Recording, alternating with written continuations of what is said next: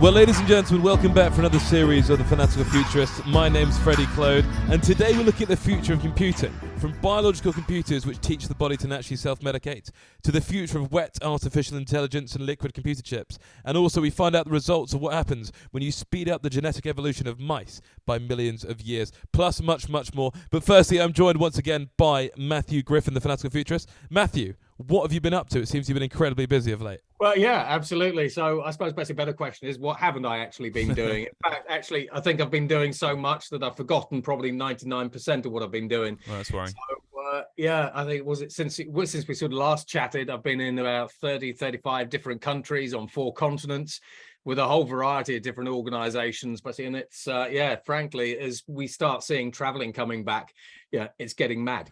Well, obviously, Matthew, you covered a lot of ground in many different spectres, different mediums in the first series of this podcast, looking at the future of different things. But today, we're concentrating on the future of computing. Yeah, absolutely. So when we actually have a look at the future of computing, there's this huge debate over the death of Moore's law. Yeah. If you have a look at some of the latest fabs, some of the latest chips that are coming out of the fabs, we're now kind of at 5 nanometer and 7 nanometer. If you actually have a look at developments from the likes of IBM and as well as China, we have 3 millimeter transistors that are now increasingly on the drawing board, moving closer and closer to manufacture.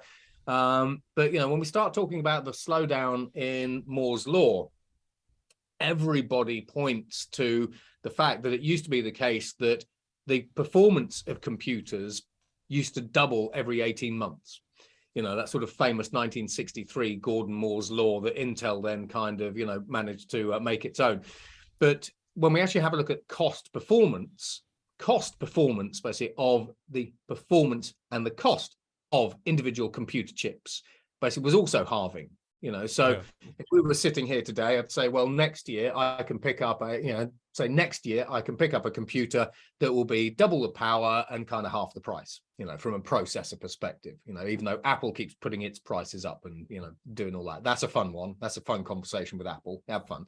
But on the one hand, we've seen a huge variety of different kinds of transistors now coming through. So, for example, in the labs, where we've already got transistors that are 2 nanometers, 1 nanometer, 0.5 nanometers in size, but also 0.1 in size.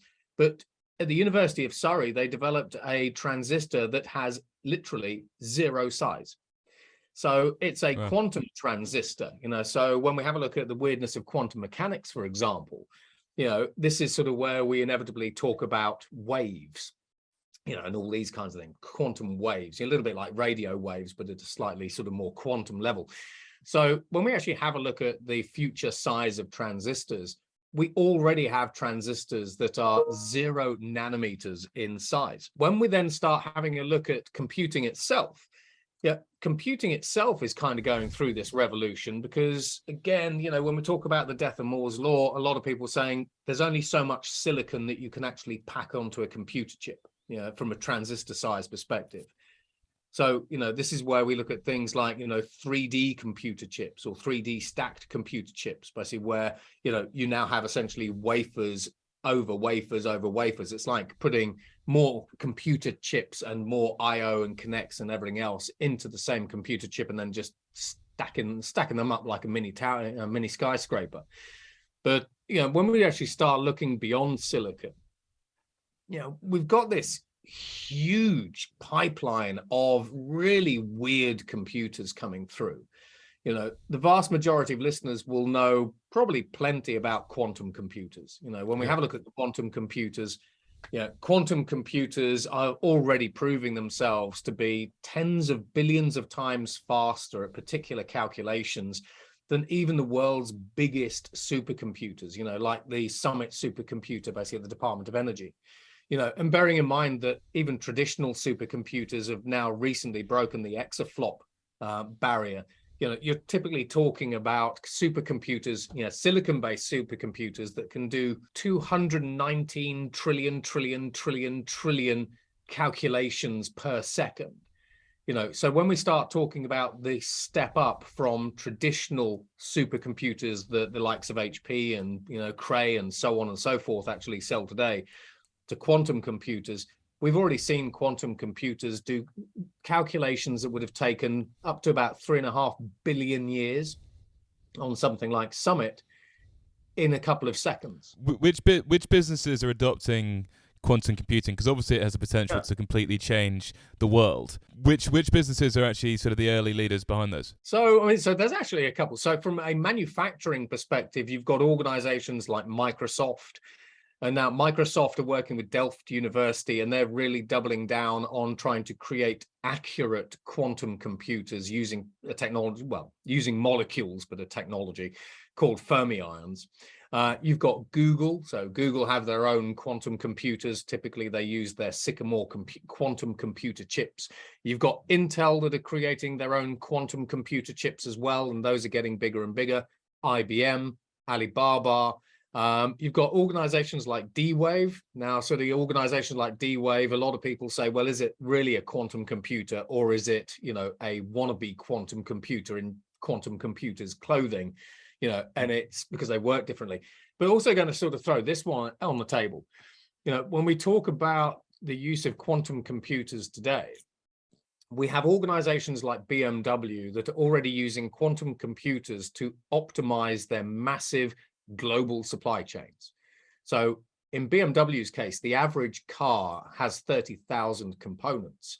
And so trying to just manage the supply chain for one car's worth of components gives BMW a headache, but increasingly they are now adopting sort of what we kind of call quantum supply chains. We've got Volkswagen, that's the other two, have been using quantum computers to optimize traffic flow. So quantum computers are really good at what we call optimization problems, like the traveling salesman sort of issues. But, when we actually have a look at some of the other things that are coming through, we've already seen quantum computers being used by the likes of Cambridge University to essentially try to model proteins, but also create new synthetic proteins. So when we have a look at healthcare, there's a huge amount of opportunity for quantum computers to radically change how we develop and then test all kinds of different healthcare treatments, whether it's things like vaccines and so on and so forth, or whether it's things that are more complex, like biologics and so on and so forth.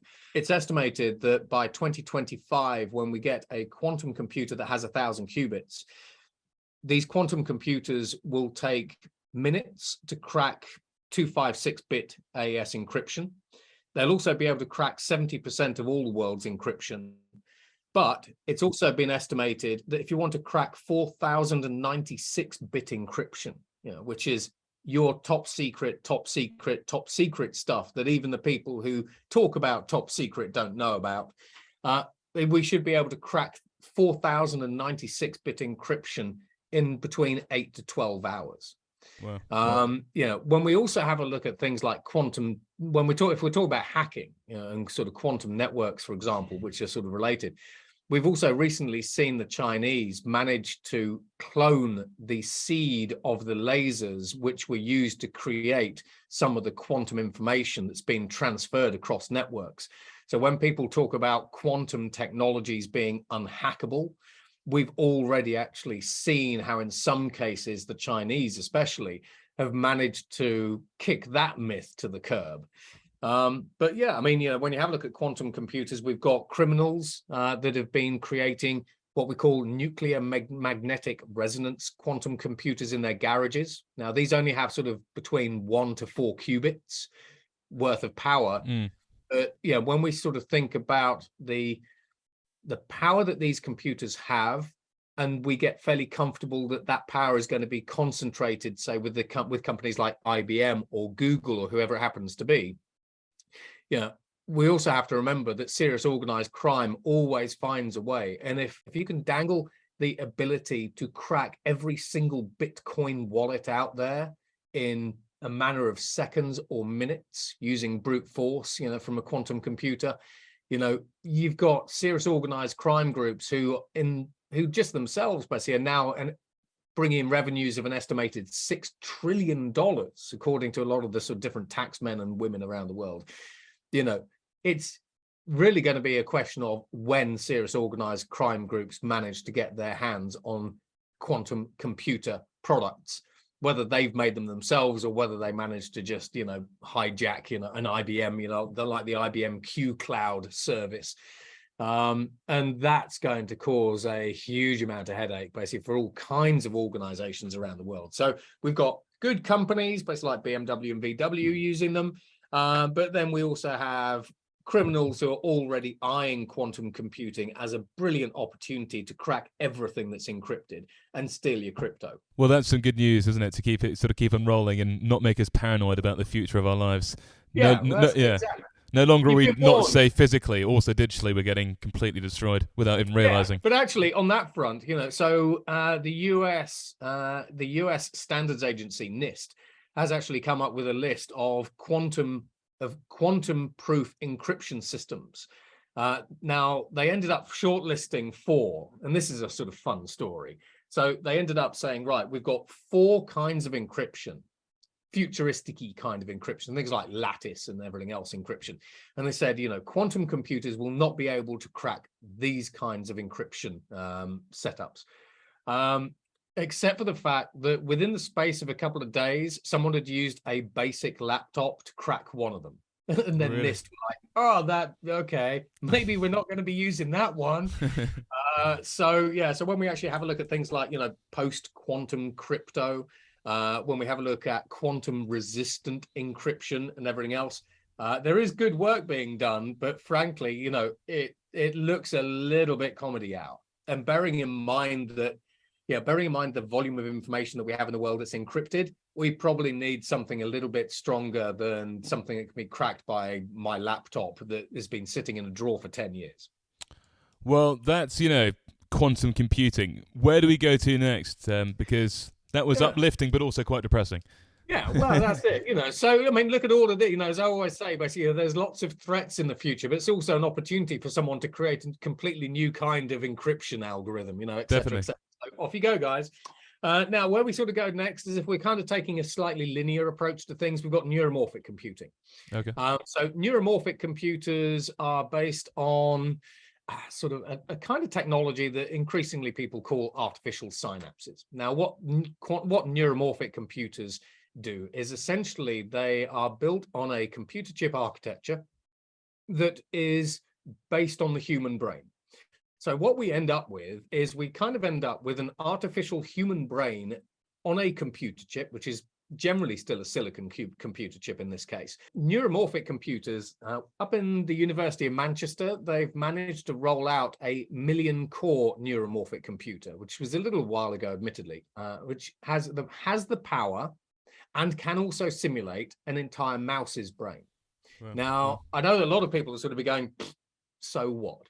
You know, but, you know, because, I mean, mice, they can be clever, especially when cheese is involved. But, you know, aside from that, you know, you're not going to find a mouse being given a Nobel Prize anytime soon.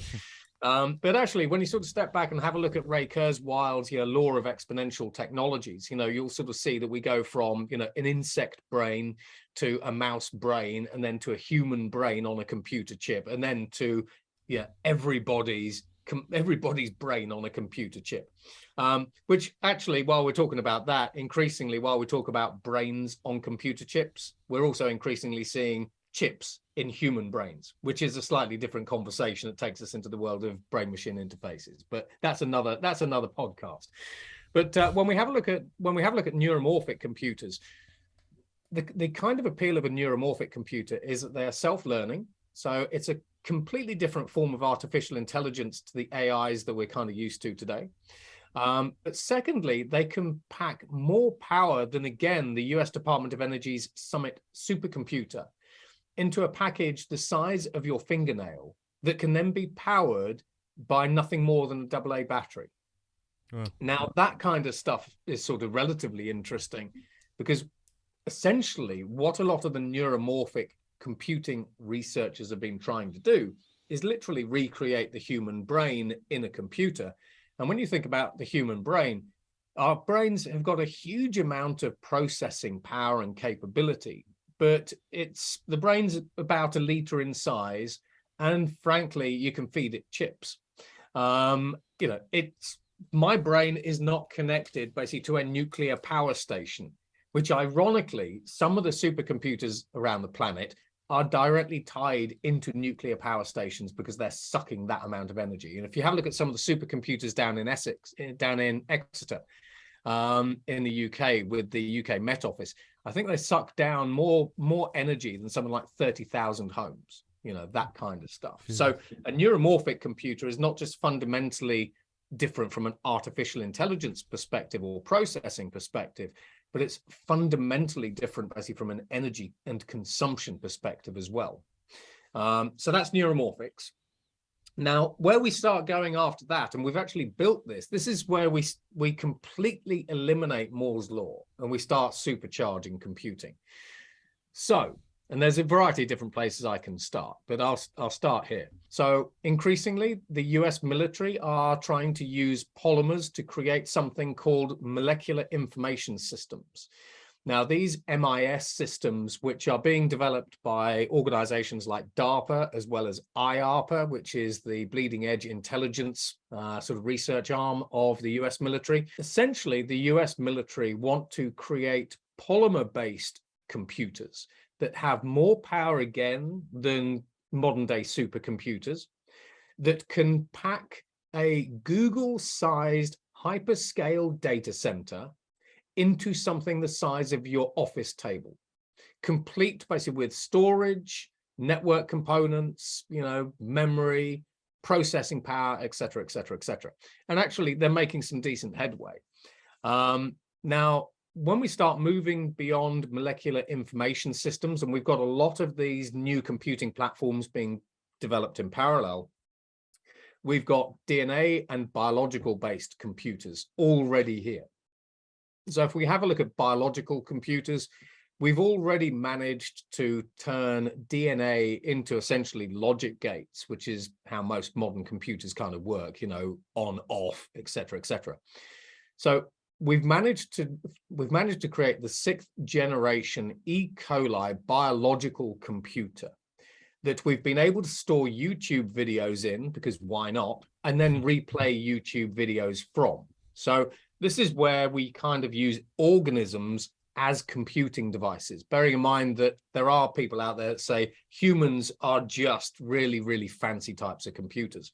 Now, when we start talking about the use of humans as biological computers, we've managed to turn human liver cells using gene editing technologies like CRISPR, which is a very powerful technology in itself, into dual core computers. So everyone can look this up, Google it or Bing it, does Bing still exist? But, go and Google it. Exactly. Yeah. So what we have is we've already turned human cells, mammalian cells, into dual core computers. In addition to that, we've also managed to run 2 parallel genomes within human cells. So for example, you've got your human genome, and we've also managed to create artificial genomes, and we've been able to run them in parallel in the same human cells. Now, when we start talking about humans as supercomputing devices, again, the US military have got a program called Living Pharmacies, and we've already seen these being rolled out by organizations like GSK for Parkinson's, but I'll explain what I mean by a living pharmacy. So this takes us into the future of healthcare, which we kind of discussed a little while ago. When you turn a human into a computing device, we suddenly have the ability for those DNA-based computers to identify different pathogens and biomarkers within our blood, for example. So if we have a DNA computer within our bodies that can identify that you have the flu and then analyze it, we then tag team that technology with biomanufacturing within living cells, and we now have cells that can create the antidotes or create the drug treatments or the vaccines basically in your own body. Now, when we actually have a look at, for example, I think it's GSK, GSK have actually managed to alter gut bacteria. So for a Parkinson's application, so these gut bacteria actually manufacture Parkinson's drugs in vivo in the human body. So when we move from biological computing to sort of, should we say, biological / DNA-based computing, but within a human construct, all of a sudden we literally become disease-fighting supercomputers. So your body becomes self-medicating. You become a doctor in your own right through your cells. Absolutely, yeah. That's incredible. But this is where, you know, while a lot of people talk about individual technologies, this is where you really have to talk about the convergence of technologies. Because when you converge biological computing tech with biomanufacturing tech, with genetic engineering and all these other bits and bobs, as well as synthetic DNA, which I'm going to come on to because it takes us to the next kind of computer, suddenly science fiction basically not only becomes science fact, but frankly, sci-fi looks damn boring, you know. In fact, I was going to actually get a mug made up, I said, because I've been doing quite a lot of sort of video work and everything else that just says "we killed sci-fi," you know. And that's kind of like a prime example of just one way that we've killed sci-fi and moved beyond sci-fi. Oh, definitely. But when we actually have a look at DNA-based computers, firstly, you know, we've all got 4 base pair DNA in common, basically, with the dinosaurs and the amoeba that crawled out of the primordial soup, you know, billions of years ago on primordial Earth. But we've now created 6, 8, and 11 base pair DNA organisms. So, for example, we have now created organisms that have 11 base pair DNA. In addition to that, we've created DNA-based storage. Now, with companies like Microsoft and Twist Bioscience, yeah, as well as others, you know, companies like, or universities like MIT have been doing this as well. We were able to demonstrate a little while ago that we could store 213 petabytes of data in 1 gram's worth of DNA. But with synthetic DNA, we've now managed to demonstrate that we can store half an exabyte's worth of data in 1 gram of DNA, which means that you can pack all of the world's information, everything on the internet, everything on every single computer and device that we have, into something the size of a shoebox. So this is where, when we start talking about leaping forward, exponential technologies, killing sci-fi, we are already well on that path. What we can now do is we can now use DNA to create DNA-based computers. But DNA-based computers, which have already been used to calculate square roots, because you've got to prove that they can do stuff. It's been estimated by the University of Manchester that a DNA-based computer, about half the size of a test tube, would have more computing power than every single computing platform on the entire planet. So forget mimicking a supercomputer. We are leaving them in the primordial dust. However, DNA computers get even weirder when you start realizing that at 1 minute you could just have 1 DNA strand doing 1 calculation. But if I suddenly threw 1 trillion calculations at that DNA strand, provided it's got the right environment, it can just replicate itself up. And then when it's finished that calculation, it can just replicate it. It can just collapse itself back down. So this kind of takes us, and I'm going to mention this simply because we haven't done it yet. This kind of takes us into another weird area of DNA where people have recently created a 264 node neural network. So that's an artificial intelligence out of DNA. So now you see these confluences coming together. What happens basically when you have a DNA computer coupled with DNA-based artificial intelligence capabilities, which is something we call wet DNA, wet artificial intelligence, which I could actually throw a wet artificial intelligence into your cup of water. Could I start turning the world's oceans into a giant supercomputer? And I've got another computing platform that actually does that even better.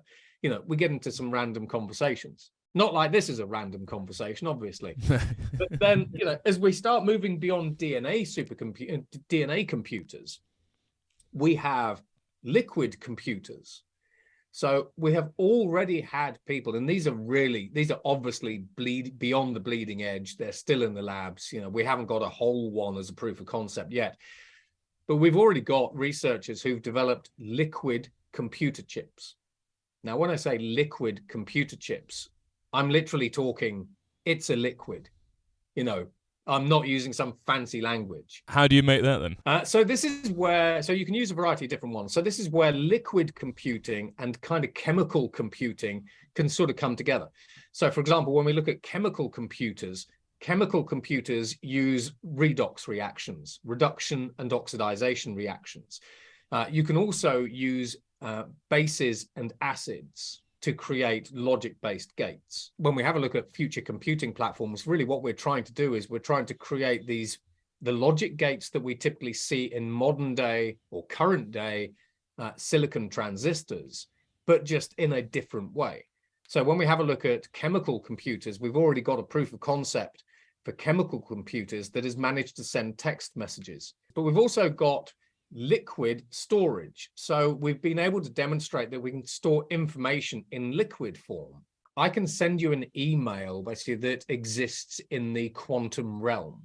So when we have a look at the Canadians, for example, the Canadians a little while ago, University of Toronto, actually teleported an email. So this is where we kind of get into the weirdness of, well, okay, if you've got a computer, how do we store information? How do we process information? How do we integrate these new things with existing legacy computer platforms and so on and so forth? And then, as we start sort of looking a little bit beyond that, basically, we've got things like wave computers, basically, which are frankly weird. They come out of companies they come out of organizations like MIT. So a wave computer is a kind of computer that uses Xeno waves and essentially processes vast quantities of information, but doesn't use any energy. As we move from sort of silicon platforms, as we move to neuromorphic platforms, so silicon to quantum to neuromorphic platforms to biological and DNA platforms, and then sort of chemical and liquid platforms and polymer-based computers, we can still see further beyond that. And then, when we have a look at the West Coast of the US, from a size perspective, they've already developed essentially the blueprint for computers that are the size of viruses. So when we start looking at smart dust, which is kind of these really small sensor/compute devices that are no bigger than a grain of dust, which then leads us on to things like programmable material, et cetera, et cetera. We already have some really interesting things going on in that area, but obviously it's generally in the lab. None of it is commercialized.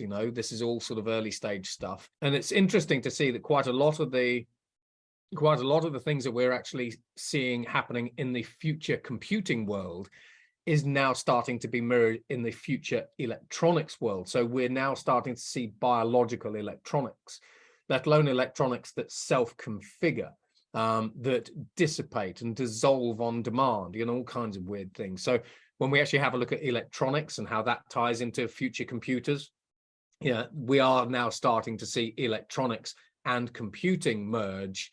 And again, if you think about what computing and electronics have made possible for human society in the past 100 years, you could actually argue that we are fundamentally revolutionizing the absolute building blocks that will help us form new kinds of civilizations, new products, new services, and everything else. It seems that no matter what their individual raison d'etre or niches of these new computers, they're all to a certain degree chasing efficiency based on essentially the human body or brain and the fact that they're all larking after space, speed, size. Who can compress the most? Who can store the most? Who can be the quickest?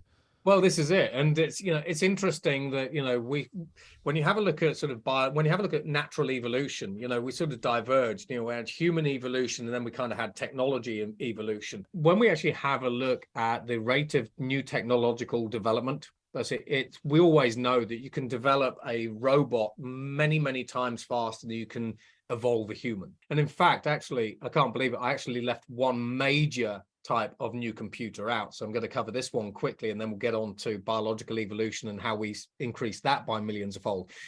So I can't believe I've actually missed this one out. So I'm calling this meta computing. No one has a name for this yet. I'm calling it meta computing. So what we've now got is if your kids play, for example, Minecraft or Roblox or Fortnite, what we've now seen is people who've developed virtual computers within Minecraft. And these virtual computers actually run virtual Minecraft that can then run a virtual computer that can then run virtual anything, virtual programs, artificial intelligences, and so on and so forth. So when we talk about exponential technologies, we typically talk about, say, Moore's law. We think when we talk about the rate of exponential change, we think, well, we will have more transistors on computers next year than this year. Yeah. Exponential tech. But when you take exponential technologies digital, when you can create meta computers in a virtual reality environment, and these computers then become self-improving, self-optimizing, and then spawn other computers, that's a really weird construct.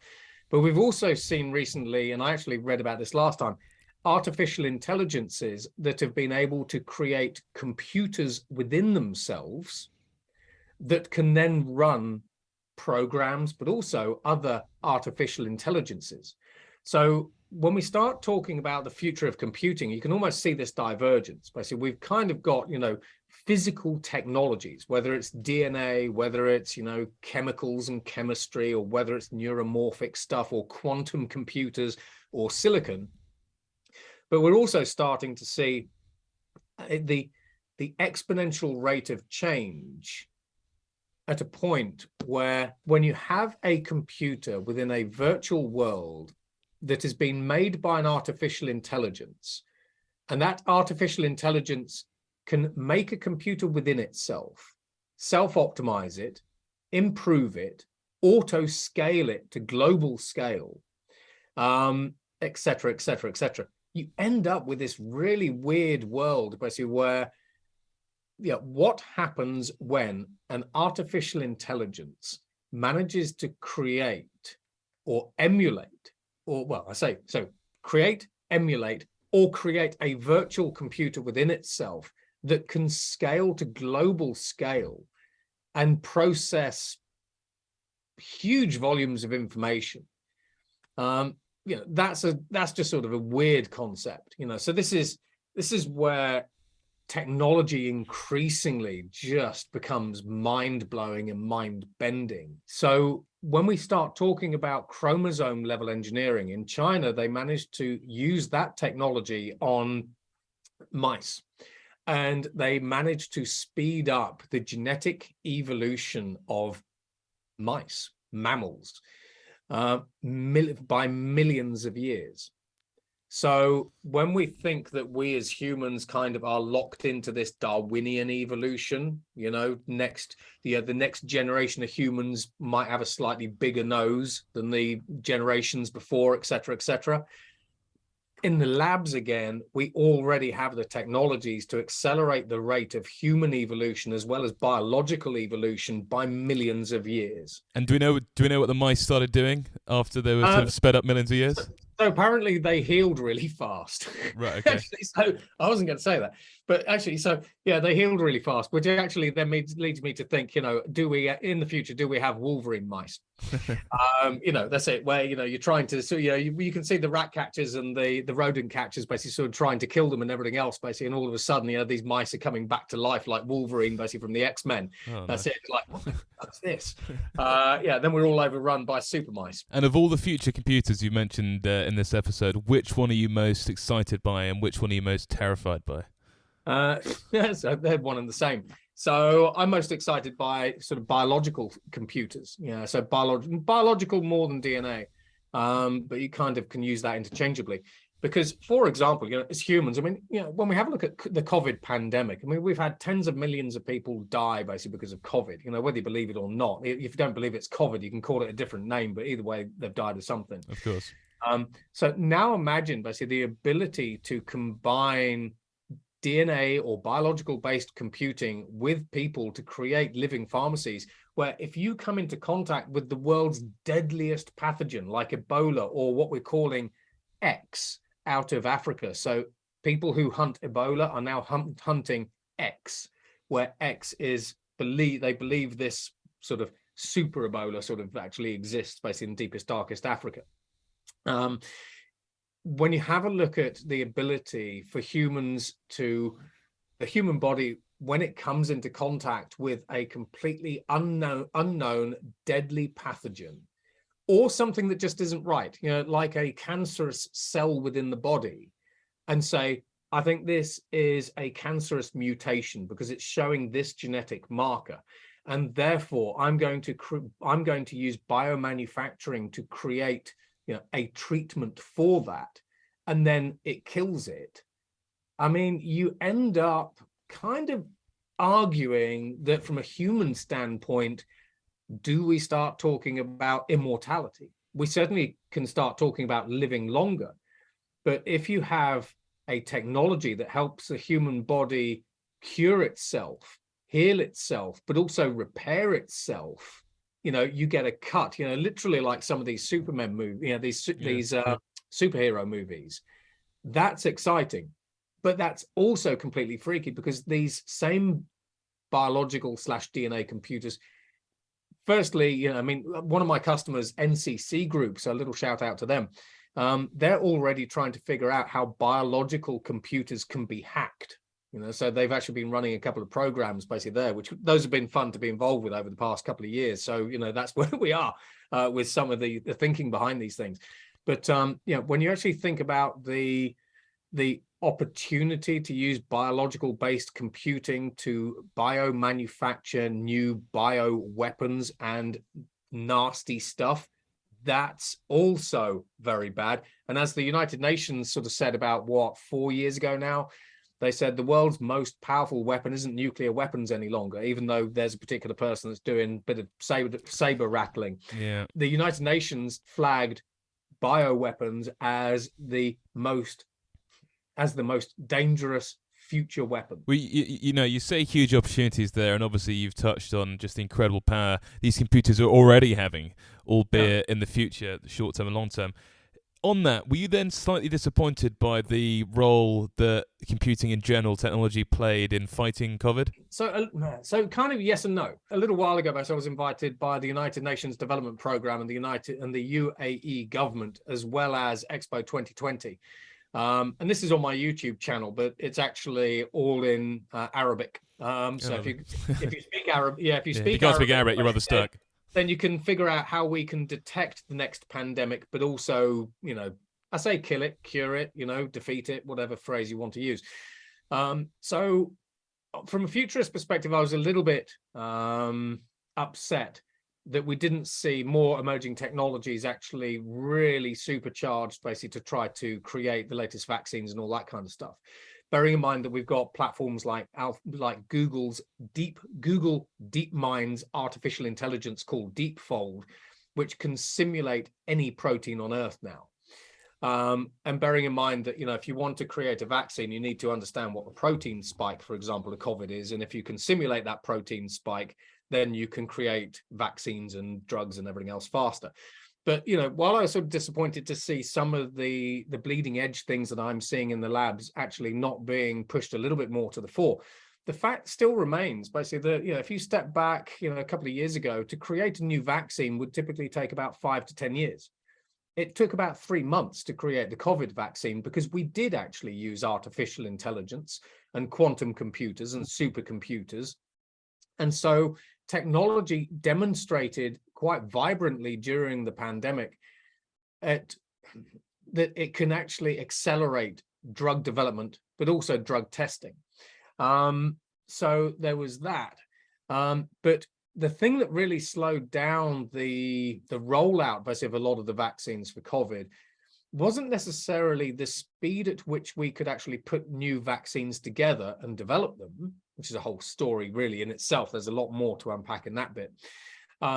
It was actually the testing, so we went, right, we've got a COVID vaccine, we think it works, now we've got to test it on 3,000 to 15,000 people. And we've got to wait kind of 6 months to see how many of those people, become unwell, react to it, die, whatever it happens to be. And then once we sort of have demonstrated that these vaccines are clinically safe, within a given ratio and percentage and all that kind of stuff, then we will roll them out to the population. So what we've been seeing in the healthcare space sort of during COVID has started accelerating things like the Digital Humans program, where I have a vaccine, but I don't test it on a human subject. I test it on a digital clone of that human subject. And if that digital human reacts to the vaccine, then, we go back to the drawing board.